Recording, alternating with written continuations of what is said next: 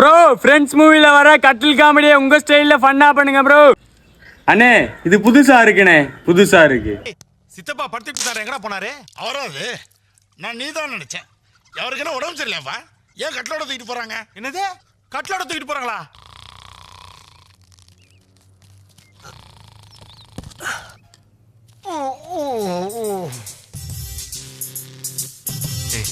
Back கொண்டு போய் வீட்டில் வச்சுட்டு சித்தப்போட பேசிட்டு நான் அவனை எழுப்பி குளிப்பாட்டி கூப்பிட்டு வந்துடுறேன். என்னது குளிப்பாட்டியா?